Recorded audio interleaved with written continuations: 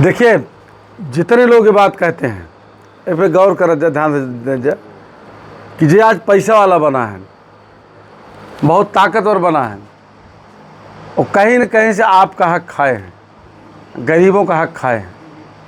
चूँकि इस पृथ्वी पर गौर कीजिए इस बात, इस पृथ्वी पर जो पैदा हुआ है प्रकृति ने सबको बराबर रखा है। जो प्राकृतिक चीज़ें हैं, हवा सबको बराबर मिलती है, और प्रकाश सूरज का बराबर मिलता है, गर्मी बरसात कोई भेदभाव नहीं करते, बराबर मिलते हैं सबको। तो पृथ्वी पे जितने लोग पैदा हैं सबकी बराबर की हिस्सेदारी है। लेकिन कुछ चोरों ने, कुछ बेईमान लोगों ने वो जो है आपके श्रम को, आपकी मजदूरी को ले लिया है। और इसी तरीके से जिसे लोग कहते हैं ना, भाई बड़े बहुत भावकाली हैं तो बड़े आदमी हैं, या तो आपकी श्रम की मजूरी चुराया है उन्होंने, या तो आपने वोट दे करके उनको ताकतवर बनाया है।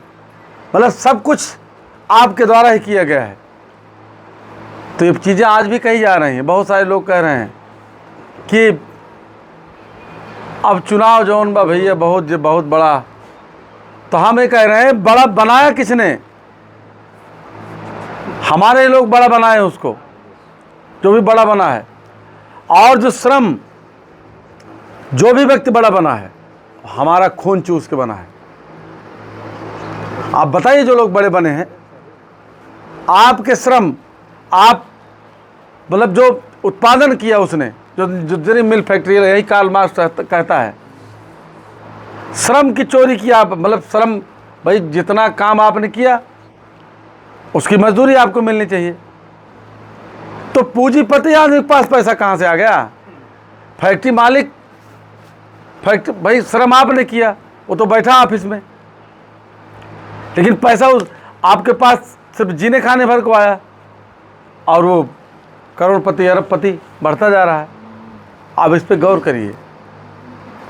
और ये सरकार जो है, बीजेपी सरकार, ये फिर से जो हमारे थोड़ा सा हम लोग संविधान के सहारे, संविधान के दम पर थोड़ा सा हम लोग सही दिशा में जा रहे थे, सही लाइन पे जा रहे थे, नौकरी चाकरी हमारे लोग मिल रही थी, थोड़ा सा सत्ता में भागीदारी मिल रही थी, पंचायती राज व्यवस्था में हमारे लोगों को प्रधान बीडीसी जिला पंचायत बनने का, पहले नहीं होता था चुनाव, आपको पता होगा, नियम से चुनाव नहीं होता था, और जिसको चाहते जिला पंचायत बना देते थे। प्रधानी जौन बा क्यों खास जने खिया रहा है, बदलत ना रही।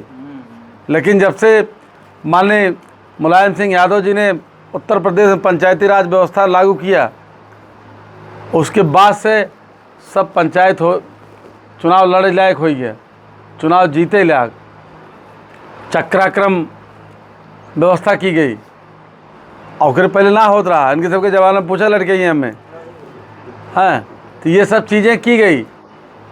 फिर भारतीय जनता पार्टी हमारे आपके जो हक अधिकार हैं, जो ताकत है, उसको कमज़ोर करके, उसको ख़त्म करके हम लोगों को फिर जो है श्रमिक बनाना चाहती है कि सब श्रमिक रहें।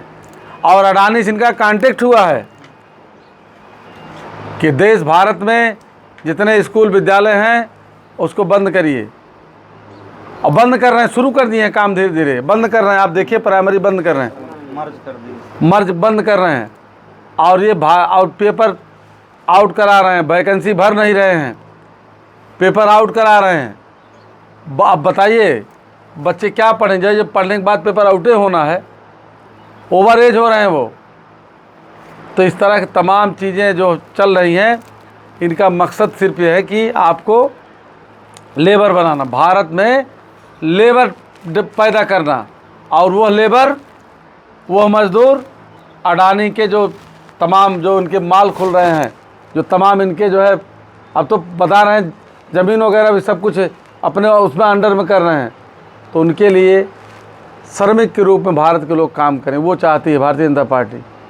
इसलिए जितना जल्दी हो सके आप लोग सब मिल करके, इसमें बहुत सारे लोग हमारे यसी भाई हमारे किसी और पार्टी का समर्थक हो सकते हैं, रहे हैं, लेकिन आज का जो समय आ गया है, पहले भारतीय जनता पार्टी को हटा दीजिए, बाहर कर दीजिए।